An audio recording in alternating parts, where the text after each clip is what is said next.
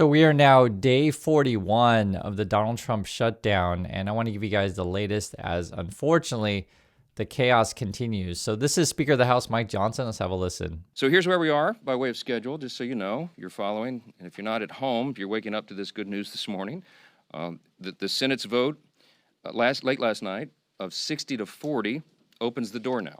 The Senate is moving forward on an amended House CR, a continuing resolution, that will reopen the government until January 30th. Added to that are provisions to fully fund SNAP provisions through the end of the next fiscal year, which is September 2026, guaranteed back pay for all federal workers who have been made to endure these hardships over the last several weeks. And it also includes passage of 3 appropriations bills, which we're grateful to be moving through the process. That is the Military Construction Veterans Affairs bill, it's the Agriculture bill, and the Legislative Branch bill. The Senate will be back in session this morning to finish their job, and we're certainly praying that they do.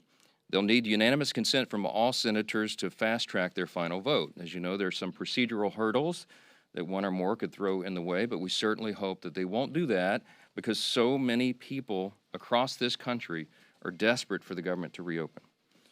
At the very moment that they do that final vote, I will call all House members to return to Washington as quickly as possible. We'll give a 36-hour formal and official notice so that we can vote as soon as possible to pass the amended CR bill and get it. See, that doesn't make sense to me, and I just wanted you guys to see it for yourself.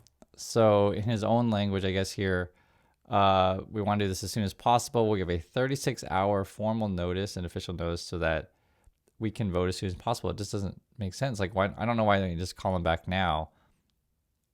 Seriously, it feels like, are you just purposely dragging your feet here? Because again, we're still shut down. We're in day 41. He's like, okay, 36 hours, then we'll vote as soon as possible. Okay, so there's that. Other things going on is Trump is now promising you $2,000 for the tariff dividend or whatever. This is his words. All money left over from the $2,000 payments made to low and middle income USA citizens from the massive tariff income pouring into our country from foreign countries. It's all nonsense what he's saying, but just telling you what he says, which will be substantial, will be used to substantially pay down the national debt. Thank you for attention to this matter. And then Fox News is saying that our national debt's at $38 trillion. I wouldn't hold my breath on either of these things, be it the $2,000 check that he's promising you, also the paying down the debt. Good luck. Trump is also threatening to sue the BBC today for $1 billion. And essentially what this all ends up being, I just want to go through it, is he'll make all kinds of crazy promises, or he'll make all kinds of crazy threats, whatever he decides to do, wakes up one day and is like, I'm going to have this, brain fart here, brain fart there. And then when you call him out on the crazy stuff that he says, he gets mad and sues you. That's basically what this whole thing ends up being. He just sues everyone. And it really is a South Park timeline. I know I mention it all the time, but South Park really essentially hit the nail on the head. It was like, this guy just sues everyone and does what he's up to. Not only that, yeah, I know. Any one of these things would be a massive scandal in other countries, but every day it's 4 or 5 of these things all in one day, which is nuts. Okay, so what was Trump doing today? So this from Fox News says, not happy. President Trump demands air traffic controllers get back to work now, okay, warning that anyone who still doesn't will be substantially docked. So are we fining air traffic controllers now? Is that what we're doing? Here's a quote here. For those air traffic controllers who are great patriots and didn't take any time off for the Democratic shutdown, I will be recommending a bonus of $10,000 per person for distinguished service to the country. I'll put this in the category of the $2,000 tariff dividend. I wouldn't hold my breath, right? And then the docking thing is bizarre to me. Okay, I'll just read what he says. He says, all the air traffic controllers must get back to work now. Anyone who doesn't, substantially docked. Right, okay. For those that did nothing but complain and took time off, even though everyone knew they would be paid in full shortly into the future, I am not happy with you. You didn't step up for the USA, blah, blah, blah. The thing is about this stuff is Trump's own language. Before, he was threatening that he wasn't going to pay anyone. He wants to fire everyone. So it's just essentially what this boils down to is you're dealing with someone who's completely delusional, shows signs of dementia, and just goes back and forth all the time. You can't trust anything that these dude says. It's obvious. And we're still stuck in this crazy South Park timeline, unfortunately. This is Pete Buttigieg, so I just want to show you different points of view. He says, the president wouldn't last 5 minutes as an air traffic controller. And after everything they've been through and the way this administration has treated them from day one, he has no business crapping on them now. And Pete uses a different word than that, but you guys get the gist of it. You also have this. This is from Senator Patty Murray. She says, in the midst of a 40-day, actually 40-plus day, because we're at 41 now, Republicans shut down with major flight delays being short 3,000 air traffic controllers are insane. President is encouraging ATCs to quit heading into the holiday season. Trump is taking a wrecking ball to our safety infrastructure. Yeah, so you'll have to negative mark, blah, blah, blah.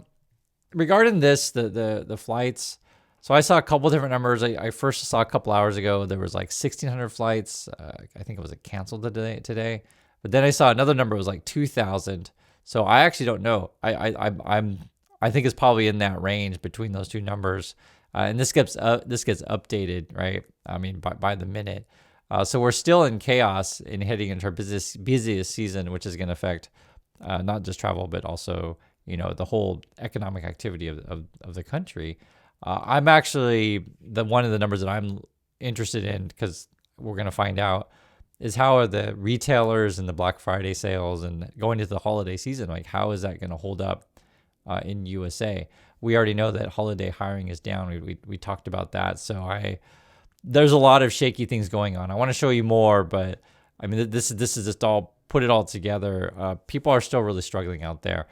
The Trump people are still trying to not fund SNAP. So this is just coming out then. The Trump administration on Monday said it still wants the Supreme Court to block lower court decisions requiring it to pay full food assistance benefits to about 42 million Americans who rely on the nation's largest anti-hunger program. I don't know. And that goes back to the original question we talked about the last couple of weeks of like, where's the money? And why? I mean, why are you so against people having food? This part it just shows who the Trump people are. I'll just put it that way. We'll put it in most basic terms. Elizabeth Warren, she says, Donald Trump just said he'll ask the Supreme Court to freeze SNAP payments again. His message to 42 million Americans who rely on SNAP: eat dirt. I want to go look at this. This is Fox News even calling out Trump on his nonsense. Listen to this. And we're looking at right now on our screen, I don't know if you can see it, just the increase in beef prices, for ground beef or steaks, et cetera. Everyone who goes to the grocery store. And we're looking. So they were talking about, right, high prices of food. And this is Trump. He was saying here, while cattle prices have dropped substantially, the price of boxed beef has gone up. Therefore, something is fishy. We'll get to the bottom of it quickly, right?